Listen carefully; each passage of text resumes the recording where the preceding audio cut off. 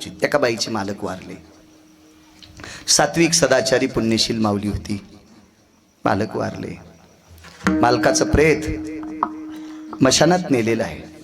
ते मशान होतं एका पवित्र गंगेच्या वाळवंटामध्ये. वाळवंटात मशान होतं. त्या मशानामध्ये चिता रचली. त्या चितेवर त्या बाईचे मालक टाकले. गौऱ्यानी सगळं अंग झाकलं, फक्त चेहरा उघडा ठेवला होता. काय वानवाता न पुरेवानी, साधूत किती मोठी शक्ती आहे. आणि ती बाईच्या हातामध्ये सूप आहे. चला, तुमच्यातली एक माऊली, तिचे मालक वारले, तिच्या मालकाचं प्रेत मशानभूमीमध्ये रचलेलं आहे. लाकडावर टेकलंय. बोरगावकर लाकडावर टेकलं प्रेत, फक्त चेहरा उघडा आहे. आणि त्या बाईच्या हातात सूप आहे. दिसेल त्या बाईला हळदी कुंकू देत चालली होती, पण कपाळाला आडवं कुंकू होतं आणि त्याच्यावर तांदूळानं मळवट भरलेला होता. बाईनं आपल्याकडे मळवट भरण्याची पद्धत आहे.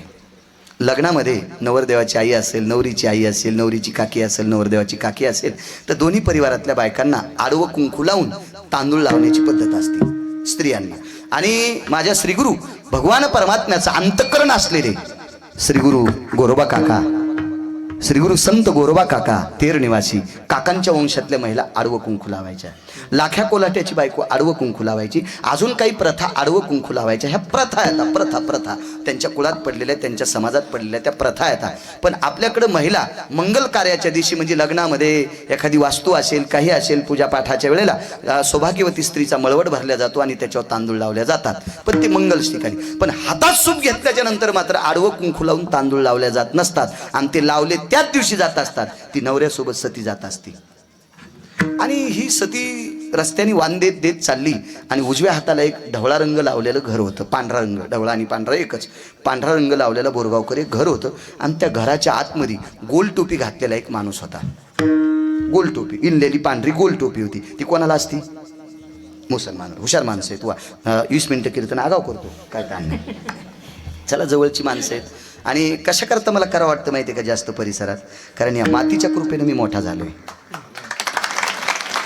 आपल्या जिल्ह्यातली माती इतकी पवित्र आहे, इतकी माती पवित्र आहे. या जिल्ह्यामध्ये प्रति ज्ञानोबाराय जन्माला आले. ज्ञानोबारायच्या नंतर जर ज्ञानोबाराय कोण होतं तर श्री गुरु ज्ञानसूर्य रंगनाथ गुरुजी परभणीकर होते. दुसरे ज्ञानोबाराय आपल्या जिल्ह्यात जन्माला. इतकी पवित्र माती. मग मला असं वाटतं 10-20 मिनिटं बाळा तू शिल्लक बोलत जाय, तू काय मीटर जळत नाही. विठाला विठाला.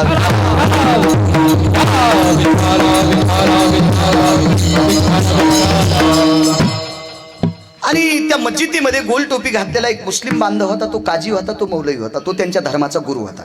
कोणाही जातीला नाव ठेवायचा आपल्याला अधिकार नाही. आणि ती आपल्याला ज्ञानोबाराय तुकोबारायने शक्ती दिली नाही, अधिकारही दिला नाही, आणि आपली पात्रता नाही. कुणाही जीवाचा न घडू किंवा यातायाती धर्म नाही विष्णुदासा. आपला धर्म कसा उंच जाईल ते जनतेनं ठरवायचं असते. करणे पाखंड खंडन हेची आम्हा करणे काम, बीज वाढवावे नाम. आपल्या धर्मातली दुष्ट लोक बाजूला करून, त्यांना सावरून, त्यांना समजून सांगून आपल्या धर्माची ज्योत, आपल्या धर्माची पताका उंचवायचं काम आपण आपलं करायचं. लोकांना नावं ठेवायचं. तो मुसलमान होता आणि ते घर मुसलमानाचं होतं. त्या अर्थी ती मस्जिद असावी.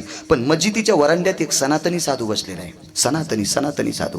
काय पुरुषार्थ होता त्या साधूचा. लक्षात घ्या, सकाळची 8, 8:30, 9, 10ची वेळ आहे. आणि 10 वाजता सूर्याचा प्रकाश असतो. सूर्याचा प्रकाश त्या घरावर पडलेला आहे. सगळं घर सूर्याच्या प्रकाशानं लखलख दिसत होतं. पण जिथं आपला साधू बसलेला आहे त्या साधूच्या अंगावर सावली आहे.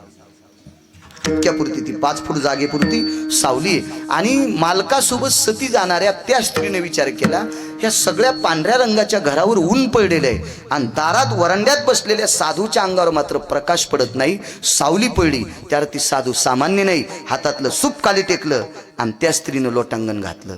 आलिंगन संताचिया दिव्य झाली माझी काया, मस्तक हे पाया वरी त्यांच्या ठेविता. स्त्री असल्यामुळे आलिंगन नाही. आलिंगन जरी दिलं असेल तरी पायाला दिलं असेल. डोकं ठेवलं असेल पायावर, मस्तक ठेवलं पायावर, आपलं शरीर दिव्य होते. चांगला साधू शोधण्याचा प्रयत्न करा. सात्विक महाराज शोधण्याचा प्रयत्न करा. तुम्हाला फक्त चोंबाळणारा महाराज जर आवडत असेल तर मग तुमचा उद्धार होणार नाही. स्तुतीप्रिय माणसं झाले महाराज, स्तुतीप्रिय झाले. आणि त्यांना काय झालं माहितीये का?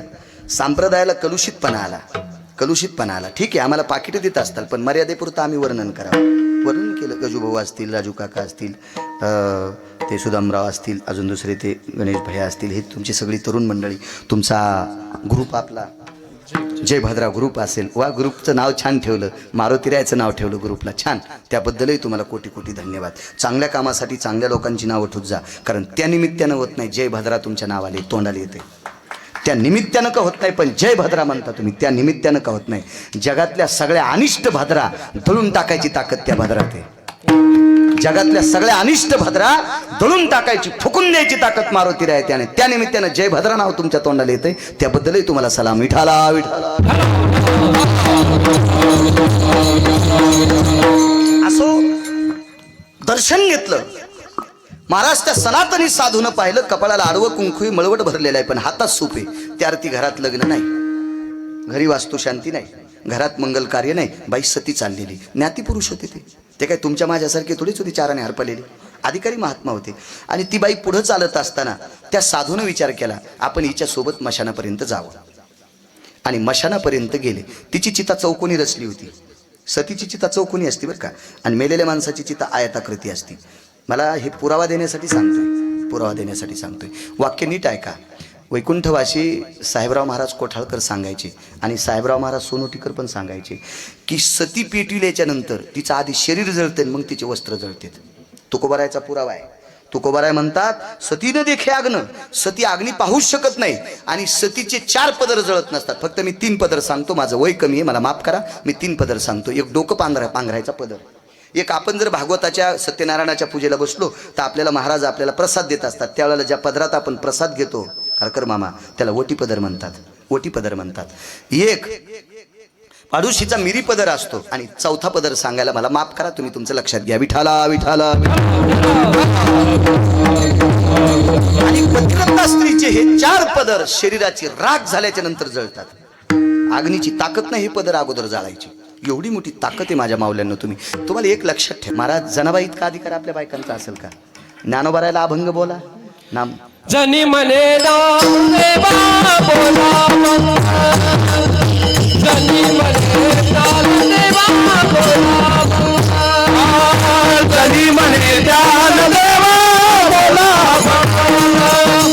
जनी मने ध्यान देवा बोला.